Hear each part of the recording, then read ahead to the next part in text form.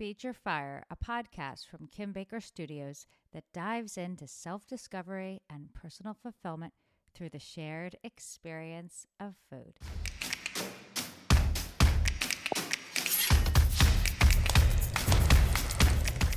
I'm Kim Baker, founder of Kim Baker Foods, and this is Feature Fire. It's a bit of a mashup discussion about life topics and food. Sometimes we'll cook, other times we'll just eat. But in each episode, we'll share stories and have a conversation that pushes us further in our relationship with ourselves and other people. To us, food is the connective tissue in life, and it's so much fun. Feel free to just listen or cook with us. All recipes are posted on our website, prochiplantenergy.com. Happy early Valentine's Day to all of you guys out there. I am sending you love, and this episode is going to be about sharing this kind of spirit of sensuality and love to the people that you care about through food. When I was thinking about this episode, for some reason, the only thing that came to mind is TLC's Crazy Sexy Cool, except it kept being in my mind Crazy Sexy Food.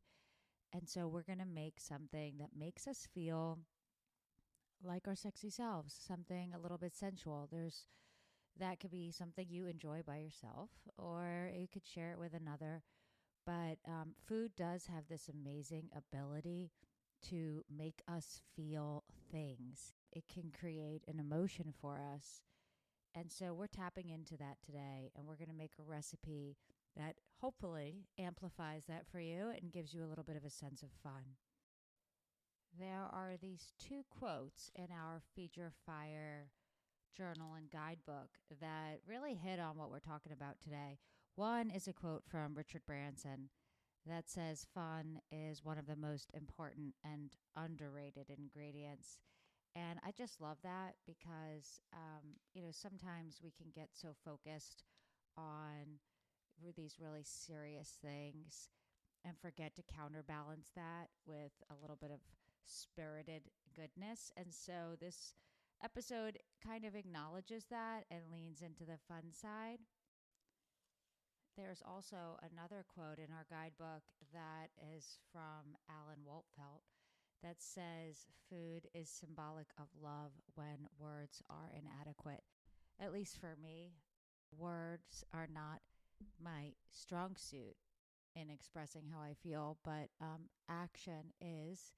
And to me, that comes alive when I share food or make things for people, because it's really like coming from a very sort of deep connected place within me and connecting with that person at that level. So this sexy recipe begins with roasted beets. I know beets don't scream sexiness, but bear with me. We're using ruby red beets, which are so beautiful in color. And the reason we've picked them is because the foods we eat create a sensory experience for us, and color is an important part of that.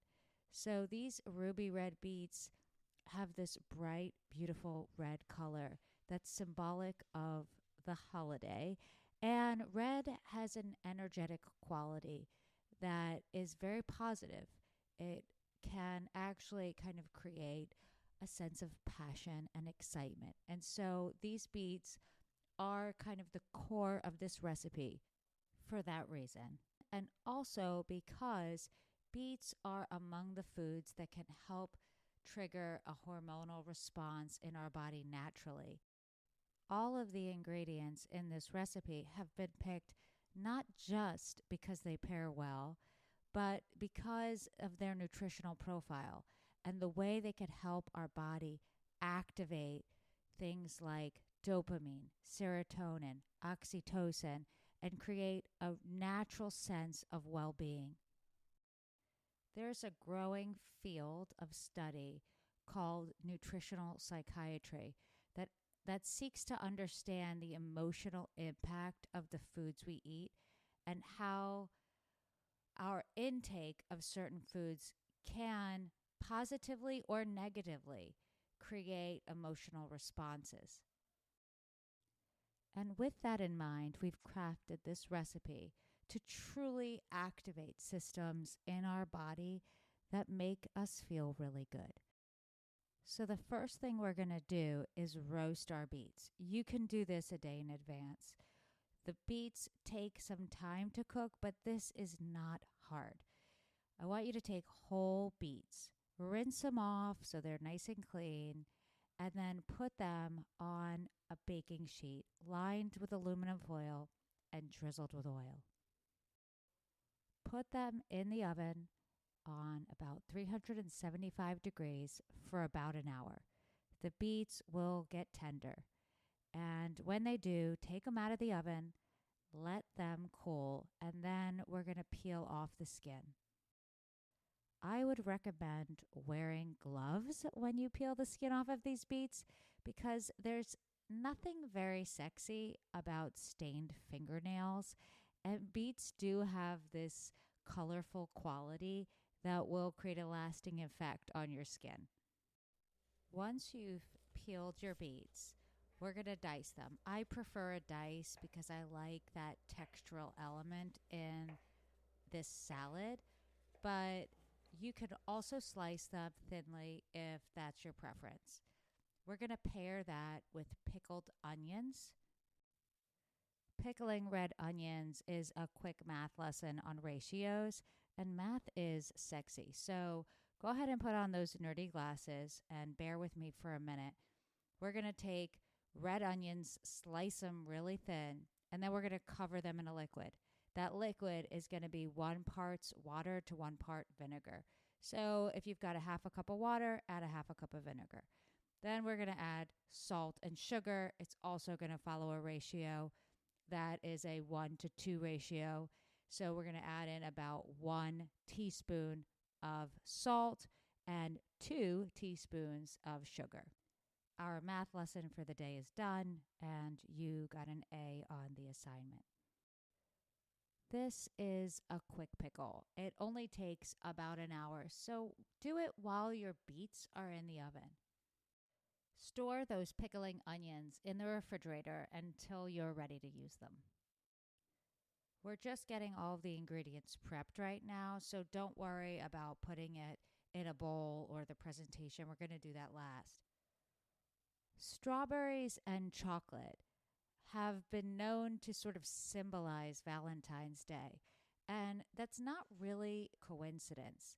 Strawberries and chocolate are some of the foods that actually can activate our dopamine and serotonin systems.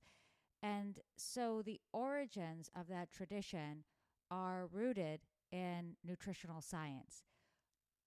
So we'll wash strawberries underwater, get them nice and clean, and then thinly slice them. And believe it or not, this salad is also going to have some melted chocolate. I know chocolate isn't something you usually think of in a salad, but we're here to have fun. And who are we to argue with science? Before we do that, we're going to do one final thing. We're going to take goat cheese, slice a few small pieces, and coat it in either chopped almonds or crunchy lentils. Guess which one I'm going for? The reason for this is that we want protein. Protein is what activates these hormonal systems in our body. And both almonds and lentils are great for inspiring that physiological response. We're now ready to start plating. I want you to take those beets and drizzle them with a mixture of olive oil, orange juice, and balsamic vinegar, and some salt and pepper. And then we're going to start the plating process. So really take your time with the plating. We want this to be beautiful because that is part of the sensual experience. I like to put the beets in the center of a white plate and then use the pickled onions, the strawberry, and the coated goat cheese as sort of accent ingredients in an artful way. This combination of ingredients creates this beautiful palette of red and pink hues. add in a few small pieces of baby arugula or microgreens if you can find them. This gives the plate some color contrast and a bit of peppery flavor. Be thoughtful about what you put on your plate, considering color, texture, shape, and form. That's really what's going to make this plate really beautiful. The last thing we're going to do is take dark chocolate and pop it in the microwave to melt. Then, using the back of a spoon, smear it along the outside of the plate so that when we take our fork and brush it along the plate, we get a bit of all of the flavors, including that pop of chocolate. So while I'm not sure this recipe is quite the same as the phrase hot sex on a platter, it does get us as close to that as I think we can do in the studio. So have a great time with it. Enjoy it. We hope that you have a wonderful Valentine's Day. And whether you love or hate this holiday, this recipe and hopefully this discussion gets you in a positive mood, one that we can all rally around, where we are connecting with ourselves and with others through food. Until our next episode, we say so long. Feed your fire, where food nourishes growth.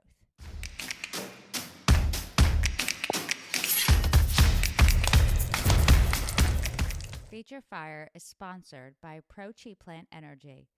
Visit ProChiPlantEnergy.com and fill up with intention.